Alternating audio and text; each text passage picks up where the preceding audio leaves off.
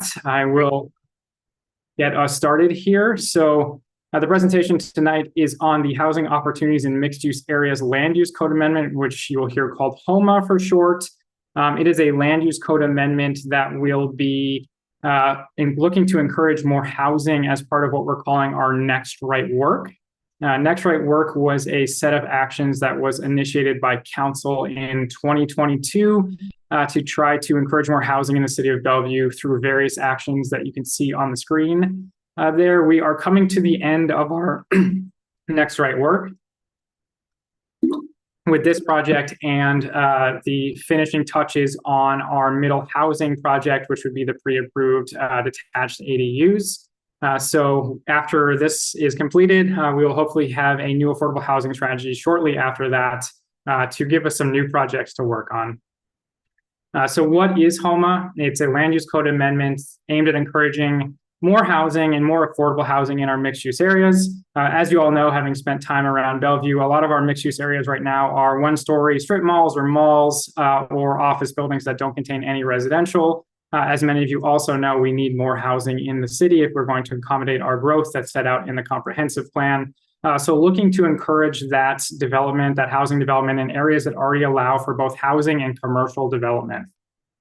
So it will look at standards that are inhibiting housing development now to try to push more housing into those areas. It will also create an affordable housing program. And it will update the standards in the land use code, which is our regulatory framework, to be consistent with the comprehensive plan, which is our main planning document for the city. So the context of these changes is that we did, I say, recently adopt a comprehensive plan. It's been a year now. This project has been ongoing for a while, and a new future land use map, which sets out recommendations both for planning policy and planning land uses throughout the city. We are planning for 35,000 or more new housing units by 2044, and we are targeting an additional 5,700 affordable housing units by 2036. So those have both been numbers that have been adopted by council. So this land use code amendment will help us get towards those numbers. And this does provide us an opportunity to align with other policies and actions in the comprehensive plan, such as creating diverse housing opportunities. So that's different types of housing throughout the city, whether that be apartments, townhomes, ADUs, or single family homes. We want to have all of them throughout the city. This code amendment will really focus on the larger scale of those housing types, that being townhomes and apartment buildings, ranging from 3 stories all the way up to 16 stories in very select areas in the city. We do want to also expand our affordable housing opportunities. We are proposing 2 different options for affordable housing with this, which I will talk about shortly. We want to foster vibrant, well-served neighborhoods. And really what that means is we want everyone to be able to live in a neighborhood where they can do their day-to-day or go out to get food or go out to the bar in their neighborhood. They don't have to go all the way across town, or they don't have to leave town to do that. So within these areas, we not only want to encourage housing development, but we also want to encourage commercial development that can help serve the surrounding neighborhoods and that housing development that will sit on top or right next to these areas. So the geographic scope of this project is all mixed use zones in the city, excluding Wilburton, which we just updated through a separate code amendment, Belred, which we are working on updating through a separate code amendment, in East Main, which was updated recently. Those areas are shown on the map in orange there. You can see it's significant areas of the city, specifically around the freeways in our downtown area, and the Crossroads Mall area also stands out there. And we will do rezones of areas that are inconsistent with our future land use map, which is the policy document guiding what those land uses should be in the next 20 years. There are several areas in the city under this future land use map that are not consistent with the current zoning of those parcels and will need new zoning districts to implement this map. Those areas are the Crossroads Mall, which you can see on the screen there, the Kelsey Creek Shopping Center, and the Lakemont Shopping Center. It is a little bit confusing, the difference between a future land use map and the zoning code. A future land use map is essentially a recommendation, where the zoning code is what sets out the regulations. So what is allowed on the site, how large it can be, and where it can be on the site. They will have to be consistent with each other, but they will use different names. So for example, on the map on the screen, you can see right in the middle in dark purple, it says high-rise mixed use. That is going to, or proposed to be consistent with what we will call mixed use 16-story under the new code. To encourage more housing, we went out, both the community and the development community, to try to find out not only what was important to the community, but what was holding back housing development in those areas, and then trying to update the code to encourage more housing by updating those standards that are holding back housing. So that will be increases in building heights in all of these areas, reductions in setbacks in all of these areas. We are going to require what we're calling pedestrian-oriented uses. So that's going to be something like a restaurant, a bar, a medical office, a dental office on the first floor of these buildings along the sidewalk in a lot of these areas. We've heard that is very important to the community. So we want to make sure that that is maintained if these areas do redevelop from what right now is often shopping centers to housing. We want to make sure that retail element continues to serve the neighborhood.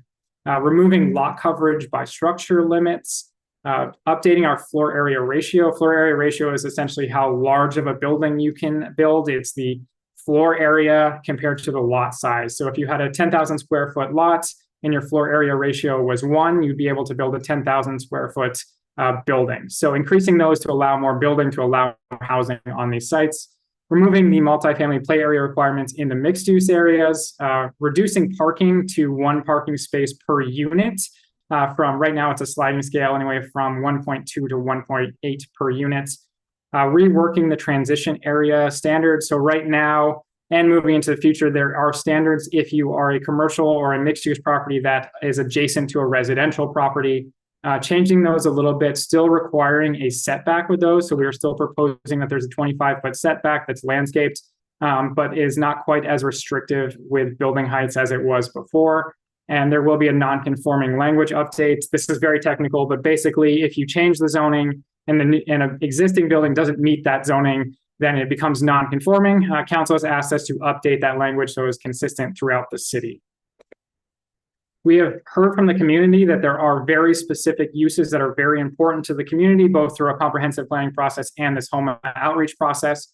To encourage those uses, we are providing floor area exemptions. So basically, if you provide these uses, it doesn't count towards the total size of your building to incentivize developers to put these uses in the building.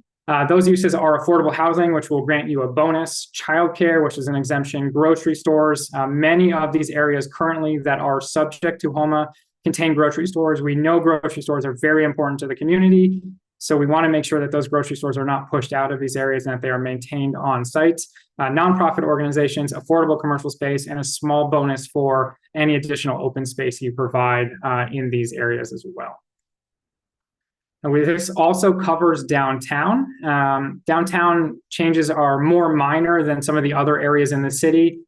We are really bringing forward a set of intern codes that we have adopted a couple of years ago that expired to allow some more flexibility in the perimeter overlay. We found that those standards were very restrictive and we weren't getting housing that we wanted around the edges of downtown, essentially.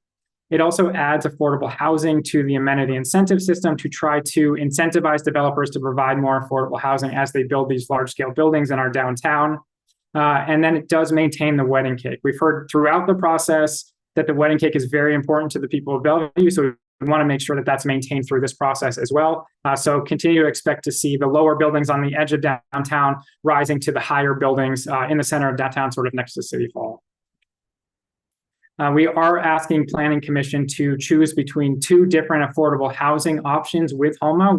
When these parcels redevelop, we want to make sure that there's affordable housing provided with the other housing. We know that affordable housing is a very noted need in the city of Bellevue. We have plans to provide 5,700 units, as I noted. So making sure that as development happens, we get that affordable housing. There will be 2 options for Planning Commission to choose from. One is a mandatory option, which will require that any development basically has to provide affordable housing or a fee to us to build that development. The other one is a incentive program where if you want to build a larger or taller building, you're going to have to provide us some affordable housing. That doesn't require that they do that. They can build a smaller building if they wanted to and not provide any affordable housing to us. There will be a fee in lieu option, as I mentioned, which is basically you pay a fee instead of providing the affordable housing on site. We will also have a commercial fee with that, very similar to what we have done in Wilburton if you have been following those updates as well. So a couple of examples of what's on the ground today and what we could be looking at in the future. So neighborhood business and community business are often our neighborhood centers. The picture here is the Newport Hills Shopping Center. So you can see a lot of them look exactly like this, which is a one-story building with commercial uses and parking out front. With the updates to HOMA, we are increasing the height to 4 to 5 stories, or we're proposing to increase the height to 4 to 5 stories, and the FAR to 2 to 2.5. So you end up with development that looks more like what's in the picture there. That is the Newcastle development. And we are going to require pedestrian-oriented uses on the ground floor. Again, we've heard significantly from the community that those retail uses, that those shopping uses are very important to these neighborhoods. So we want to make sure that those are maintained if the sites were to redevelop. Another example is neighborhood mixed use, which also looks very similar to neighborhood business and community business now, is more on the periphery often of these higher density districts. And what you see again is these one-story shopping centers. The picture there you can see is a Safeway, that's Eastgate Plaza. And what we are proposing for that, and is what is consistent with the comprehensive plan, would be 10-story buildings, something like what you can see here, which is in the Spring District. So the substantial increase to these areas that are on the periphery of our higher density areas. And again, we are maintaining that pedestrian-oriented use at the ground floor to make sure that that retail remains in these areas to serve the neighborhood. So our process for this land use code amendment so far, we started out with an economic analysis and really doing that on the ground work to see what development feasibility is right now and to hear what some of the challenges in our code were to developing housing. After we heard all of that, we drafted the code and released that to the community and started doing outreach on the code with the community to hear what their concerns and what their desires are for the code, and then updating the code as we go with concerns and with those desires. We've held 5 information sessions so far. This is the 6th. We will be holding a planning commission meeting on Wednesday, which you can attend virtually or in person at City Hall. Those happen at 6:30 p.m. And those comments can be sent to planningcommission@bellevuewa.gov. At this point, if you do want to make comments, those are the people to send your comments to. You can also make comments in person at the Planning Commission meeting, though that time is limited. So it's often best to make your comments in writing through that email address. Planning Commission does read all of those. Those also get forwarded on to me. So I will also read all of those to see what the community is saying in relation to the draft. And then Planning Commission has the discretion to make a recommendation on the land use code amendment, and within that recommendation, they can recommend changes to what we have drafted as well. So your comments are listened to and do go a long way to the final code. We do also have a website on this code amendment, which includes all the details, including the latest strike draft. So that's all of the code that we're proposing. That's at bellevuewa.gov/HOMA. As I mentioned at the onset, you can always reach out to me. My email is mmenard@bellevuewa.gov. I am happy to talk to whoever wants to talk to me about this. I'll make time for you either with a call or a Teams meeting, or we can send some emails back and forth if you have questions. And with that, thanks for listening. Again, many apologies for the delay, and we are here as long as you want for questions, and I can open up the floor. Mike, you may have to do that as the host.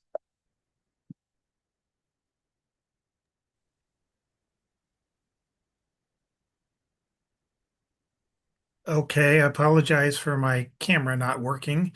But I am willing to take questions.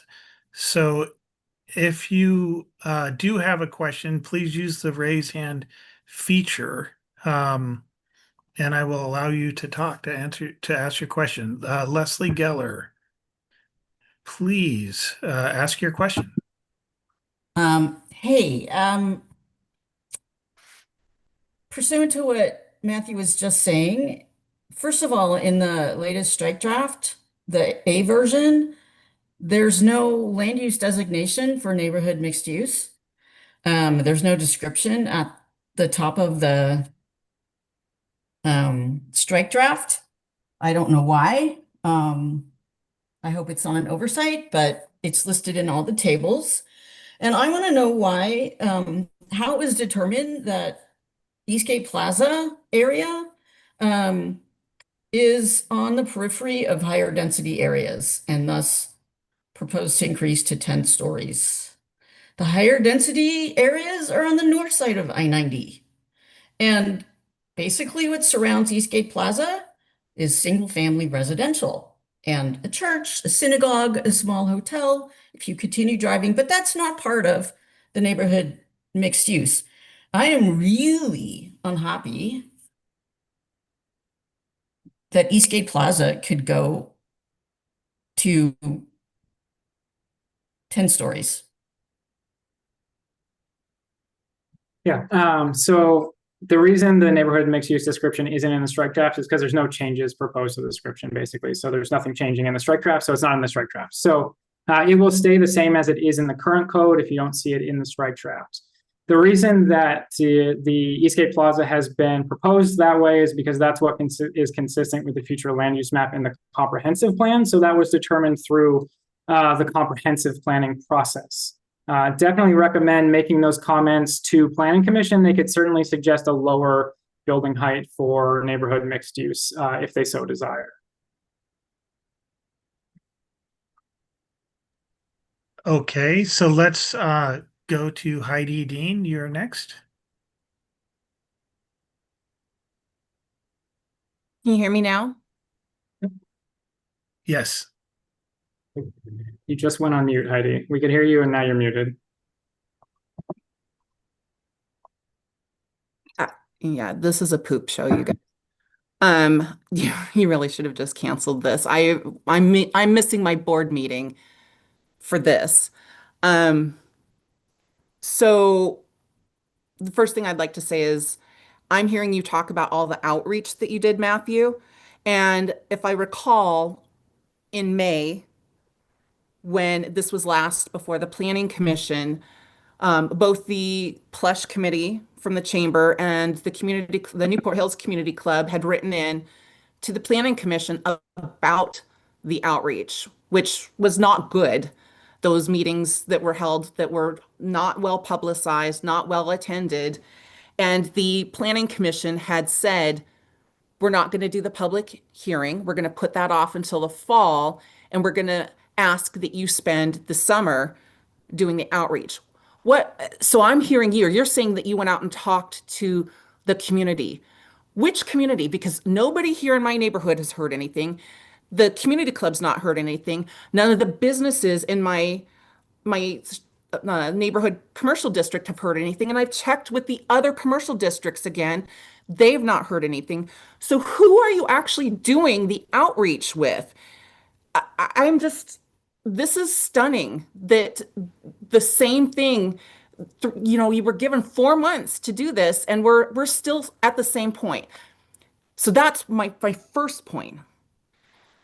Now I'm looking at some of this stuff here because it seems very obvious that the whole point here, I'll bring up what Leslie and I said, the same thing. She noticed that NMU was missing. I noticed that NB, neighborhood business, was not listed in the list with the ordinance numbers, defining what it is. So what does that actually mean? Does that mean that there are plans to get rid of neighborhood business, even though it's listed in the land use districts chart?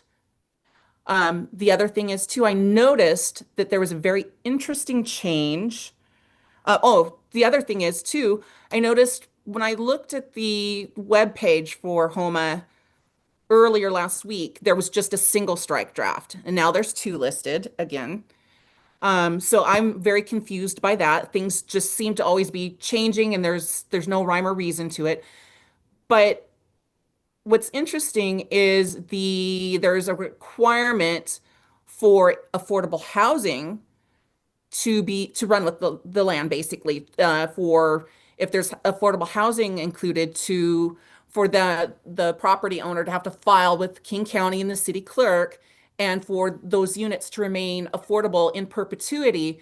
But I noticed that anything to do with senior housing, which was with NB as one of the only ground floor level non residential uses that it was allowed, that's actually been struck out, that requirement that it remain senior housing for the remainder of its life. And so I just think it's really interesting. I'd like to know why that is. Why affordable housing, but not senior housing, especially when we need so much senior housing. Yep. Yeah, I can go through those. So we have done outreach to the Newport Community Club. I think you were in attendance to that meeting. So I have spoken to them. I've spoken to the Newport Community Coalition. I have spoken to basically the tenant manager for the shopping center as well. So I've spoken to many groups up in Newport, as well as having that outreach event at Tyee down the hill there. So we have done outreach specifically to Newport pretty extensively.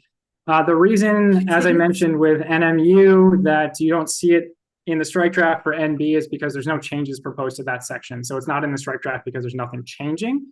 It's not that we are going to delete NB. NB is planned to stay. Newport Hill Shopping Center is proposed to remain as an NB zoned area.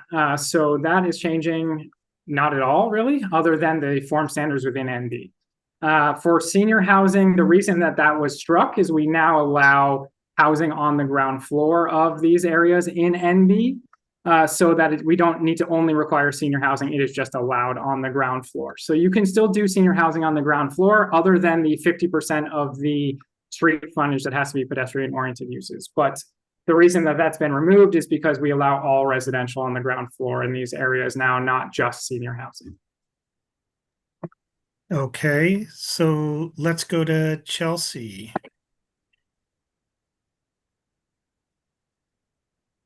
Hi, thank you. I had a quick question about the street front buildings must provide uses that serve residents. Looks like a requirement in both the NB, CB districts and then the NMU. And I'm just wondering because it sounds like neighborhood businesses are pretty important to these areas. And I know that retaining existing immigrant and BIPOC owned businesses is important, and providing spaces for like nonprofits and like community initiated equitable development is really important. Is there going to be any sort of priority to BIPOC business owners or any sort of permanently affordable non-residential space considerations, given that this is like housing opportunities in mixed use areas, and so you really want to promote that? And I noticed that a lot of the photos had like not a lot, but there was at least one photo that had like a big chain store. So I was just wondering if there were any considerations being taken for that. Thank you. Yeah, so we are providing an incentive for affordable commercial space. We've done that in Wilburton as well. And then an incentive for nonprofit space that is all going to sort of be through the development. So it's a floor area exemption incentive, basically. So you don't have to count that floor area towards the full size of the building. In terms of trying to prioritize different people, it's not something we would usually do through the land use code. I'm not sure something we can, quite frankly, do through the land use code is sort of prioritize one group of people over another. What I have done is spoken to the economic development team. Basically, we have talked through that a lot of that's going to require funding and is going to have to happen through different mechanisms. There is some economic development planning happening right now. So I'm hoping there's some policy that comes out through that process where the city can start to look at funding for BIPOC businesses or business retention and things like that. Unfortunately, as we talked about with the economic development team, the land use code is often not quite the right mechanism for that, but hopefully these incentives will help retain through some affordable commercial space and provide some nonprofit space as well. Okay. We'll go next to Kevin.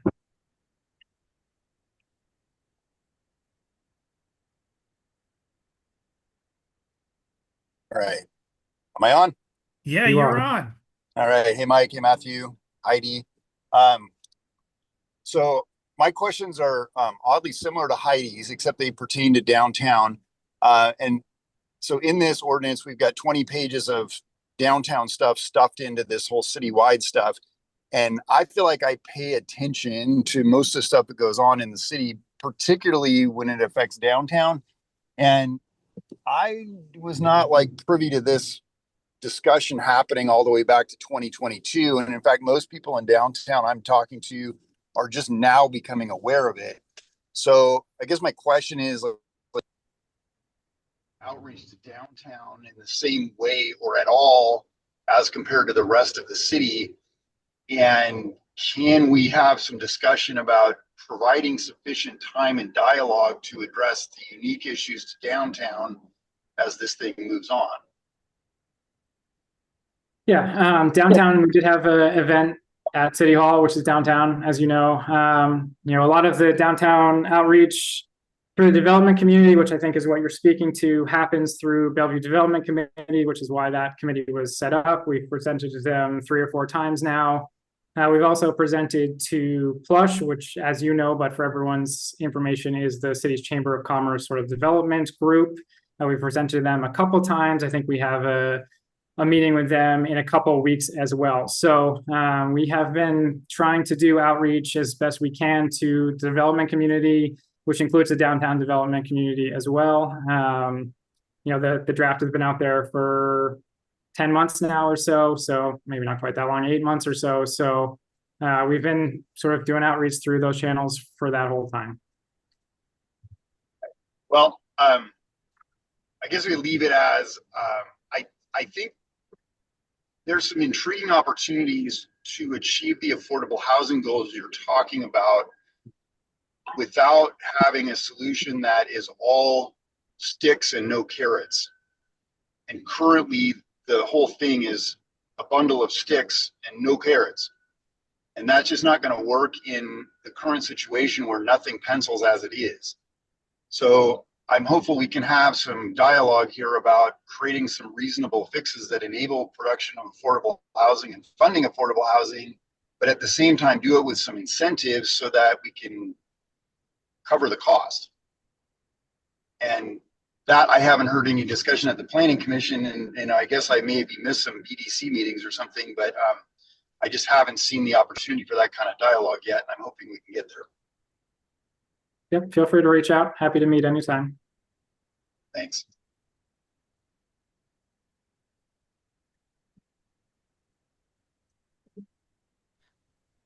Let's hear from Carl next.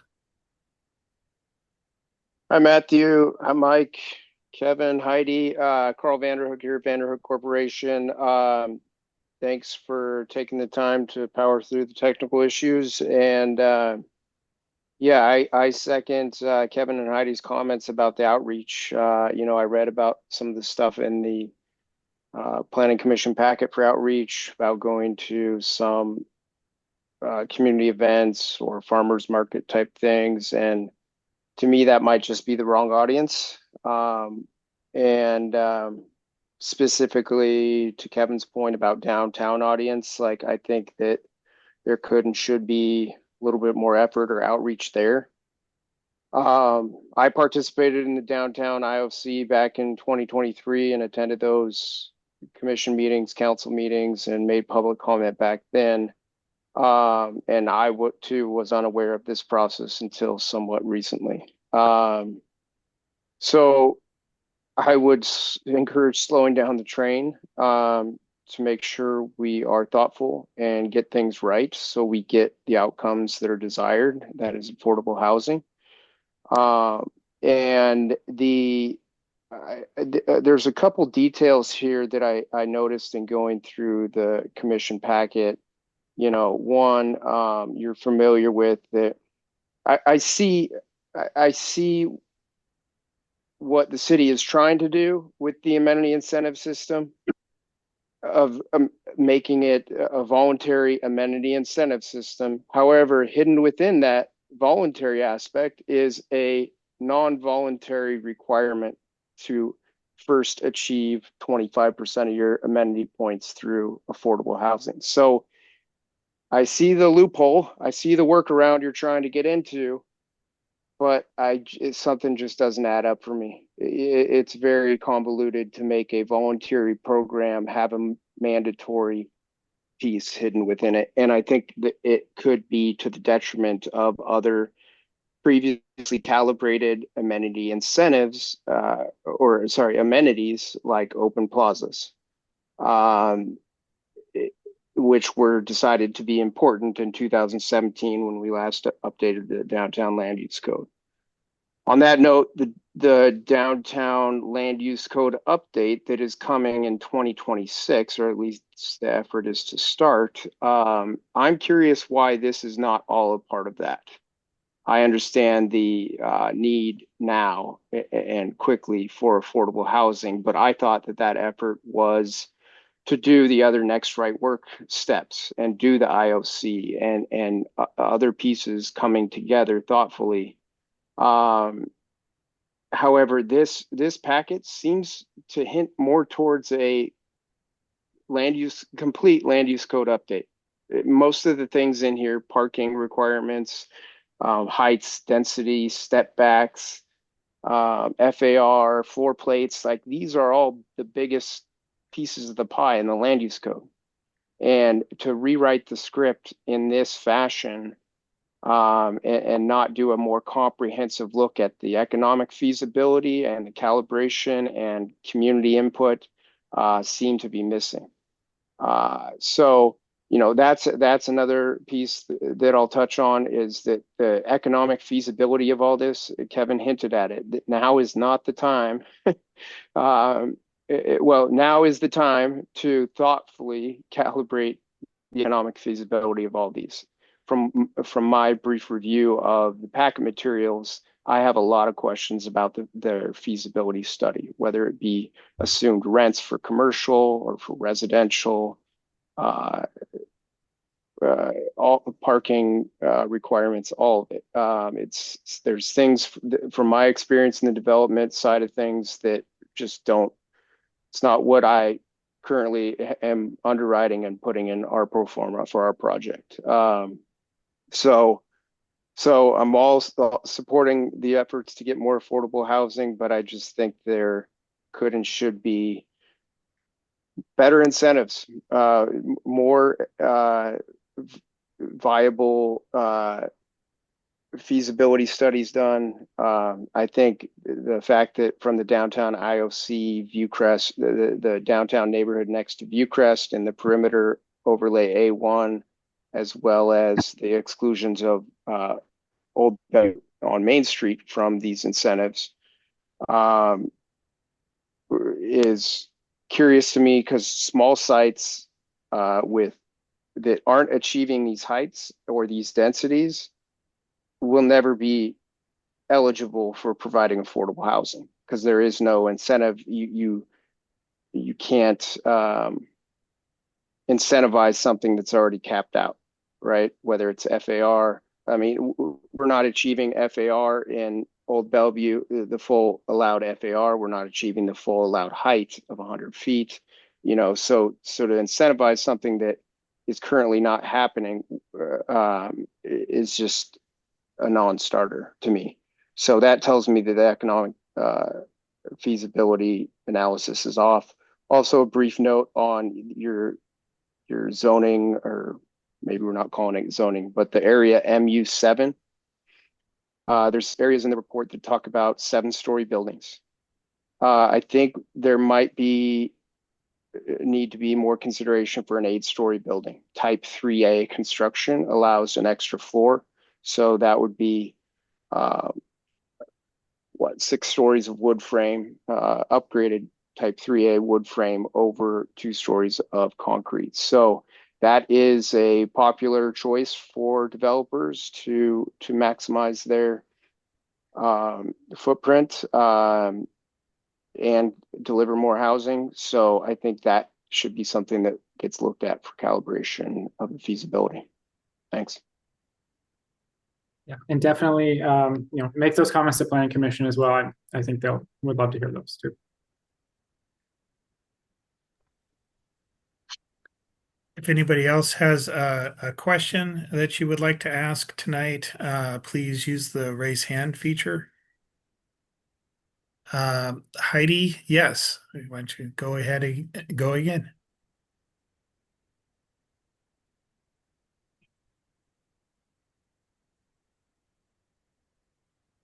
Is that your hand, Heidi?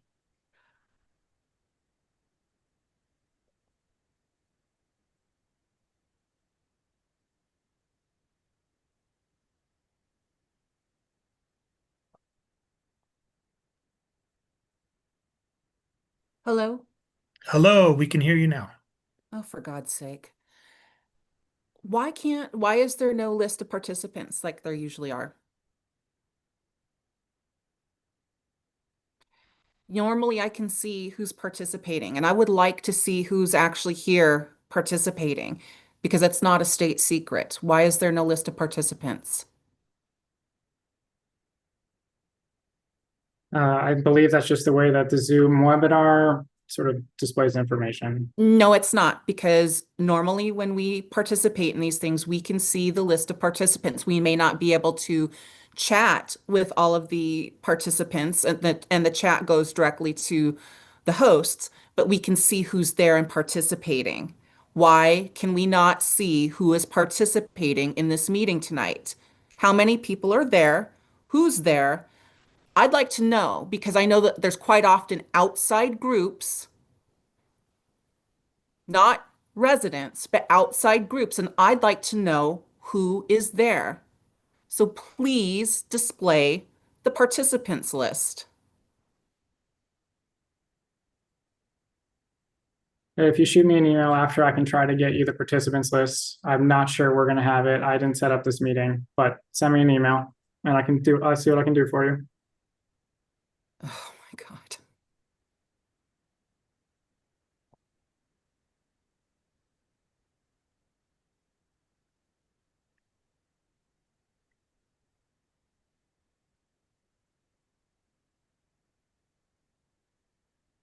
Any last questions here before we call it a night?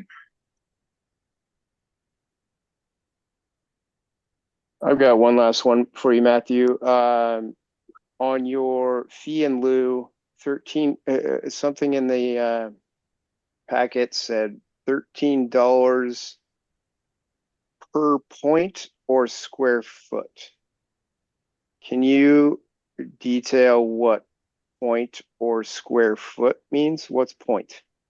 Yeah, I mean, so the amenity incentive system downtown uses points. They call it points, but it's really square feet, right? So that's why it's Okay. using that language, but it's $13 a square foot, basically. So for that 25% that we're proposing that you would have to use as affordable housing in the amenity incentive system, you'd have to pay $13 per square foot to basically buy your way out of that 25%. Got it.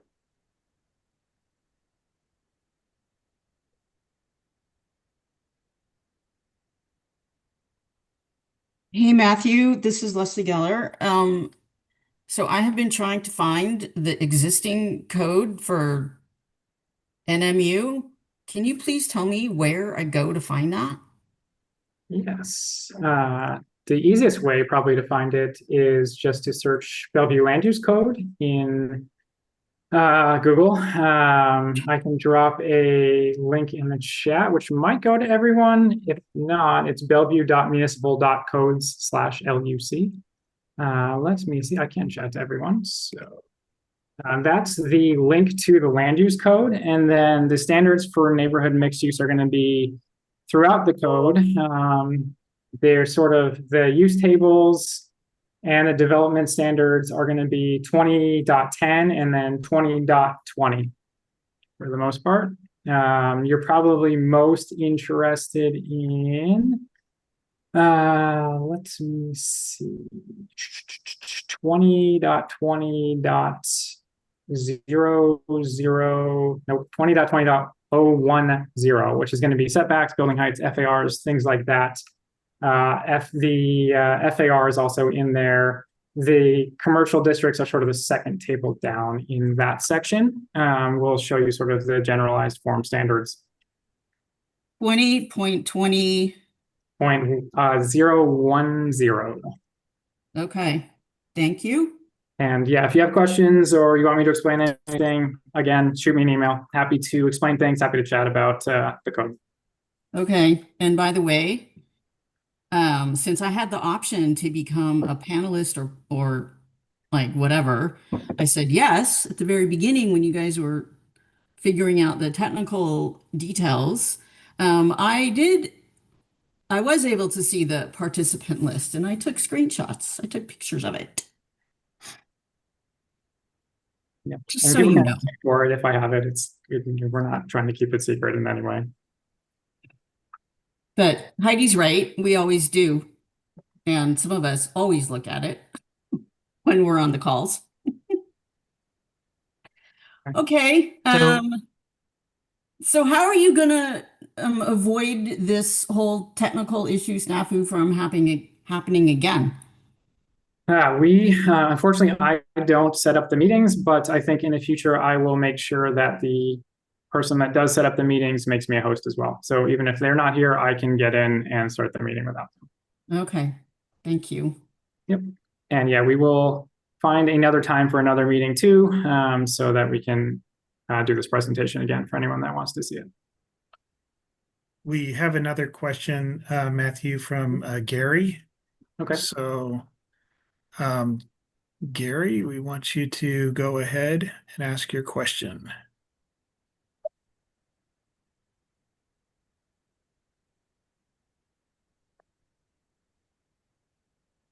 And Gary, you are muted, so I can't hear you if you're talking. There you go. I'm on, right? You Yeah. are. Correct. Thank you. The draft that you're talking about here has strike-throughs on it. Yep. Very difficult to read online. So is there a way that the city can provide us a hard copy? Yeah, shoot me an email. I can provide you a hard copy. It's very long, so I don't know if we have printing charges for a 200-page document, but if you want a hard copy, shoot me an email and we can work something out. Okay. I got a way to do it. Perfect. Thank you. Yep. And 200 pages. Carl? Okay, hopefully last question for me. Matthew, I appreciate you explaining the difference between the current land use map and the future land use map. What now might be confusing to me, I mean, this HOMA document or strike drafts frequently refer back to the future land use map. So how does that work if it's not actually applicable yet? If this is forward looking, like something seems off. I can't even explain my question properly, but does that make sense? Like, which is going to come first? Is the future land use map going to be enacted? And Yeah, this so is all going to apply, or how does that work? yeah, so the future land use map was adopted with the comprehensive plan last December. So that is already in action. Basically, it's in effect. It is a policy recommendation, the comprehensive plan. So what our job is with code and policy is to translate that policy recommendation into the code. So basically what we will do with HOMA is, for the mixed use areas at least, is take that future land use map as adopted by the city and turn that into code. So our code has to be consistent, not only with the future land use map, but also with the comprehensive plan in totality. So when will that be codified, the future land use map? The future land use map is technically never codified, right? It's a policy document. It has been adopted by the city already. It was adopted with the comprehensive plan. So when the comprehensive plan was adopted by council, which was last December, that future land use map came into effect as a recommendation for updating the land use code. And under state law in Washington, we have to be consistent with the comprehensive plan with our land use code. So we have to update the land use code to meet the comprehensive plan and future land use map. So, sorry, that's my question. When will what's showing in the future land use map be officially in the land use code? Once HOMA is adopted, we will have it basically through the mixed use areas. As I mentioned earlier, the names won't be the same, but the basic descriptions in the comprehensive plan will be consistent with what's in the land use code, or the land use code will be consistent with the descriptions in the future land use map. So for example, if it says mid-rise mixed use, you'll see a zoning district that allows for a mix of uses with a mid-rise development type. So, likely 7 stories range.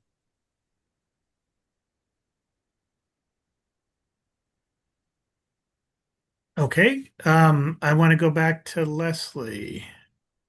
Leslie, are you able to? Yes. Okay, So Matthew, I found this land use code section, and right now for neighborhood mixed use, the maximum building height is 75 feet. That's not 10 stories. Yeah, that's the current code. So current code, 75 feet, 6 to 7 stories. What we're proposing in neighborhood mixed use to be consistent with the comp plan is 10 stories. Right, but you said that it's it's not listed in is it because the name? No, so it's listed in the strike draft. So if you look at the strike draft in that Yeah, I section, know it's in the tables, but it doesn't have a description.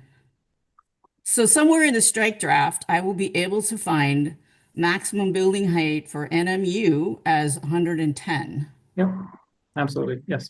It's in that same section, 2020 010. It'll be a strike, basically a red strike through there from the strike through the 75 and then an update to 110. Okay. Yeah. And I'm happy to help. You walk through that if you want to. If you want to set up a meeting with me, we can do a screen share and I can sort of walk you through. Okay. Thank you. Yep, absolutely. okay, then now we're going to go back to Heidi and then back to Carl. So Heidi, you're up.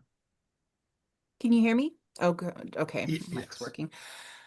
So I'd like to know, what was the point of all the work that the Planning Commission did during the comp plan update for those zones with the neighborhood centers where there were multiple attempts to massively upzone the neighborhood centers. The first one we caught was the original future land use map thing in God, what year was that? 2023, I believe it was, in March, because that was before Johnny Liu was appointed to the Planning Commission. And he was sitting next to me at that meeting in June, where that was all presented as, hey, we're going to massively upzone the neighborhood business under the future land use map. And then that got, the Planning Commission said no on that. Then there was the whole zoning umbrella brouhaha thing, and that got struck down. And then the the the Planning Commission's recommendation was to move neighborhood business and community business other than the three identified properties, which were Kelsey Creek, Lakemont Village, and Lake Hills Village. All the NBs and CBs were supposed to stay between 2 and 4 stories. That's the way it was adopted into the comp plan. And I don't understand all of this work that the Planning Commission went through, and now just within because that comp plan was adopted in October of 24, if I remember correctly, and now within a month, 2 months after that, then it's nope, out the door. We're not going to go there. Now we're going to push to go up to 6 stories for these properties. I don't understand. What is the point? Don't tell me that it's about affordable housing and all this stuff, because I know that all of those NB zoned properties have owners that want massive upzones for massive payouts. The one that bought Northtown, it's in the documents for the comp plan, uh, all the way back in June of 2023. Newport Hill Shopping Center, Heartland, all those documents, Heartland Real LLC, their reps. We know that for Bell East, it's not anybody. Bell East does, their owners aren't interested, but it's Aegis Living needs a massive upzone of the whole district in order for their property to get upzoned. This is ridiculous. This is not okay. So can you tell me exactly, when you keep referring back to the comp plan to bring it in line with the comp plan, because what was passed in the comp plan for NB and CB properties, other than those three I named, what you're proposing is not consistent. Sure, I can speak to that. There's nothing in the comp plan anywhere that says 2 to 4 stories. You say that all the time. You I say do. that. I do. Except that that is what was passed. That's what they passed. It's That not. is what they voted on. There's a vote. It is on record. Yeah, I mean, the Plan Commission can tell us that they think those districts are being proposed to be too tall at 5 stories. They're certainly welcome to do that. That's why we have a Planning Commission process for this. They can tell us that they don't think it's consistent with the intent of the comp plan. That's certainly within their discretion to make that recommendation. So The council voted that way. The council voted based on the Planning Commission's recommendation to keep NB and CB at capped at 4 stories. I was there. I followed the whole damn thing. And you keep saying this, and it's incorrect. And I resent the hell out of your lies. yeah, I mean, it will also go to council after it goes to Planning Commission. So if they believe it's not consistent with the intent of the comp plan, they can certainly, make that decision as well and adopt a code that has a lower building height. Nick jumped on. Okay. So, Mr. Luca. so Gary, we still have you listening, or Oh, really? if you I can have no turn yourself on. control. All right, let me mute you, and I'm going to ask Carl if you can ask your question. Let's see, what was my question? So I just was prompted to think, as somebody mentioned 110 height limit for some area. And that got me thinking that I don't know if you guys have factored this into your feasibility analysis. You can maybe speak to this some more, but the building heights between 80, which would be a 7 to 8 story building, which is still wood frame construction, lower cost, right? More easily able to achieve affordable housing. So that building height of it, I'll call it 80 feet, not 75. Don't go 75, which is a common mistake all throughout our land use code and this HOMA. But between 80 and I'll pick 160. So like a 16-story building. It's not till 160 or 16 stories that you can make a concrete building pencil. And don't hold me to the 16. A contractor would tell you better than I would, but it's somewhere north of 14. I know that much. And so it's kind of a no man's land for development between 80 feet to 160 feet, where you're not able to make something pencil to afford being able to build concrete construction. So I don't know, was that factored into your calibration and economic feasibility study? Yeah, we're aware that, likely right now with the economy the way it is, we're seeing interest in one very specific thing, which is townhomes. But there's cutoff. There are hard cutoffs. What we've heard is 5 stories is okay. 7 stories is better. Potentially 8, and then there's a dead zone. We've also heard that 160-foot number that might have changed at this point. We're again in weird economics where tariffs might change the whole equation out from under us. But we sort of expect in that 110-foot district for the time being that nobody's going to build anything over a 7 or 8 story building unless it's mass timber. Mm-hmm.